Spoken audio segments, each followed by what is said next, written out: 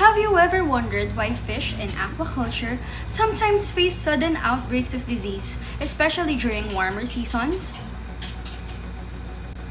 In today's video, we're diving into Culumnaris disease, a bacterial infection that's one of the most common and destructive threat to freshwater fish worldwide. Stay tuned to learn how to identify, manage, and prevent the silent killer of a disease. Culumnaris disease is caused by Flavobacterium culumnare, a gram-negative, rod-shaped bacterium.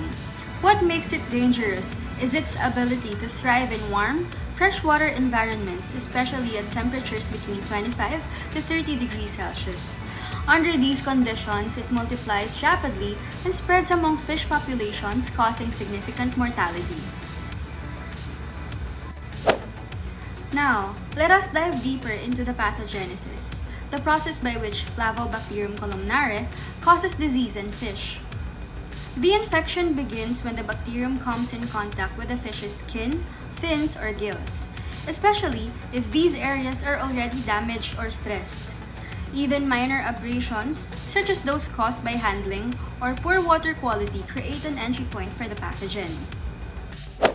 Once attached, these bacteria secretes powerful enzymes, including proteases, chondroitinases, and gelatinases. These enzymes degrade the fish's tissues, breaking down proteins and other structural components of the skin. This leads to visible lesions, such as those gray patches or ulcerations that ultimately compromise the integrity of the skin barrier. As the tissue damage progresses, necrotic areas form. On the gills, this necrosis disrupts the fish's ability to absorb oxygen, causing respiratory distress. This is why infected fish often swim near the surface or gasping for air. In severe cases, the bacteria can invade deeper tissues and enter the bloodstream. This leads to septicemia. This systemic spread overwhelms the fish's immune system and often resulting to death. The severity of the infection is influenced by environmental factors. Warm weather accelerates bacterial growth, while poor water quality and overcrowding increases the fish's susceptibility to infection. These conditions often lead to rapid outbreaks in aquaculture systems. Identifying the clinical signs of Culumnaris disease early is crucial for an effective management. So now, let's take a closer look at the physical and behavioral symptoms of this bacterial infection. The first noticeable sign is often the appearance of a gray or white patches on the skin. These patches result from necrotic tissue, which is caused by the bacterium's enzymes breaking down the skin cells. Another characteristic feature of Culumnaris disease is the saddleback lesion that is shown by the arrow. It is a pale, ulcerated area that develops near the dorsal fin and extends towards the tail.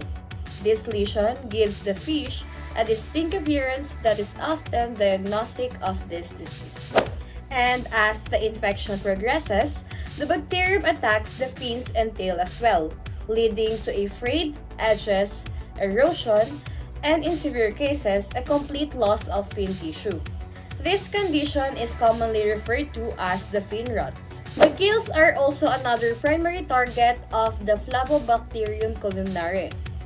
Infected gills appear brownish or yellowish with patches of necrotic tissue. This damage severely reduces the gill's ability to extract oxygen from water, causing the fish to experience respiratory distress. You'll often observe fish gasping at the surface or clustering around the aeration devices in an attempt to get more oxygen, a clear sign that their gills are compromised. And behaviorally, infected fishes become lethargic and unresponsive to stimuli. They may also stop feeding, further weakening their condition. Some may also show erratic swimming or isolation from the rest of the group. So in a nutshell, watch for these key signs. First is the gray or white skin patches and the saddleback lesions. Second is the frayed or eroded fins and tails. Third is the discolored and necrotic gills, which may cause respiratory distress. And lastly, their behavioral changes like lethargy, gasping, and the loss of appetite. Culumnaris disease has a global presence affecting freshwater systems, whether fish farming tribes, but its impacts is particularly significant in tropical and subtropical regions. So now, let's explore how its distribution ties into the aquaculture landscape of the Philippines. Culumnaris disease is found in aquaculture system across North and South America, Europe, and Asia. Warm water temperatures combined with high stocking densities and environmental stress create the ideal conditions for Flavobacterium columnare outbreaks. The Philippines is among the leading aquaculture producers in Southeast Asia, farming species like tilapia, milkfish, and carp. These freshwater species are highly susceptible to columnaris disease, especially in the country's tropical climate. With year-round warm temperatures averaging 26 to 30 degrees Celsius, the Philippines provides an ideal environment for F. columnare to thrive. The bacterium's growth rate increases significantly in these conditions, making the disease a perennial threat. Fish farms in the Philippines often face challenges like high stocking densities, fluctuating water quality, and organic load from feed waste. These are the risk of columnaris outbreaks. Major aquaculture sites like Laguna de Bay and Lake Cebu are particularly vulnerable due to shared water systems. An outbreak in one fish cage can quickly spread to others, especially during the dry season when water temperatures are highest. The disease risk is higher during the dry season, from March to May, when water temperatures rises and dissolved oxygen levels often drop. Conversely, heavy rains during the wet season can introduce organic debris, which serves as a substrate for bacterial growth, further stressing fish populations. In the Philippines, columnaris outbreaks result in significant economic losses for small-scale and commercial fish farmers alike. Fish that survive infections often show reduced growth rates and lower market value, impacting the livelihood in rural communities. Moreover, the impact isn't limited to aquaculture. Wild fish populations in connected river systems can also be affected, disrupting local ecosystems and biodiversities. Did you know that the effects of columnaris disease depend on how quickly it progresses? In acute infections, fish die rapidly due to tissue necrosis and secondary to bacterial invasion. Chronic infections, on the other hand, result in slower tissue damage, reduced growth, and higher susceptibility to other diseases. Moreover, for aquaculture, the economic impact is devastating. A single outbreak can wipe out up to 50% of stock, causing financial losses not only due to mortality, but also from reduced market value and treatment costs. As said earlier, the first step in diagnosing columnaris disease is through visual inspection. Look for characteristic signs like grayish-white patches on the skin, saddleback lesions near the dorsal fin, necrotic gills, and frayed fins. These symptoms, combined with environmental factors like warm water and poor water quality, can strongly suggest the presence of columnaris.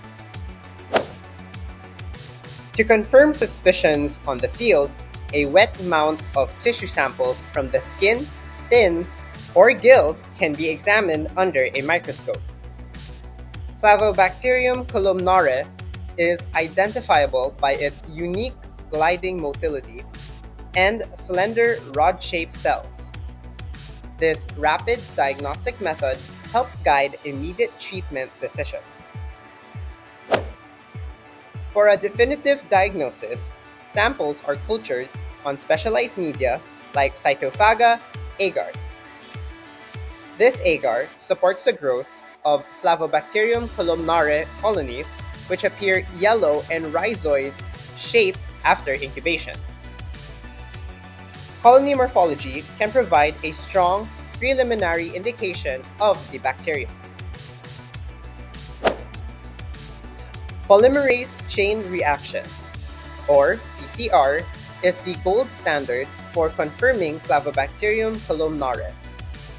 This molecular technique amplifies specific DNA sequences unique to the bacterium, providing highly accurate and rapid results. PCR is particularly useful in identifying infections early, even before the clinical signs are visible. Using a combination of visual inspection, wet mount microscopy, and laboratory tests help differentiate Culumnaris disease from other conditions and ensures the appropriate treatment. Accurate diagnosis not only guides treatment but also provides the misuse of antibiotics and other interventions, promoting more sustainable aquaculture practices. For the next one, always remember that prevention is always the best strategy when it comes to combating Culumnaris disease. By focusing on maintaining optimal environmental conditions and fish health, we can significantly reduce the risk of the outbreaks. So, here are some of the important prevention you should know. So, for the prevention, first one is water quality is a critical factor. So, regularly monitor and maintain optimal levels of oxygen, ammonia, nitrates, and pH. Remember that low oxygen or high organic loads create a stressful condition for our fish, making them more susceptible to infections. And for the second one is efficient filtration and regular removal of uneaten feed and waste help minimize organic debris in the water, which serves as a breeding ground for Flavibacterium columnaris. And for the third one is, of course, always quarantine new fish for at least 2 weeks before introducing them to your main stock. So these practices ensures that potentially infected fish do not spread the disease to healthy population. And for the last one is, of course, while vaccination against Flavobacterium columnari is still in development, so we have probiotics, which is a promising preventive tool. So they enhance gut health and immunity, making our fish more resistant to infections. So for the treatment, in the event of an outbreak, antibiotics like oxytetracycline or fluorphenicol are commonly used. These antibiotics are administered through medicated feed, targeting the bacteria systematically. However, it is vital to use antibiotics responsibly, so we need to follow veterinary guidance to prevent development of antibiotic resistance. And for external infections, so potassium permanganate baths are highly effective in reducing bacterial load on the fish skins and gills.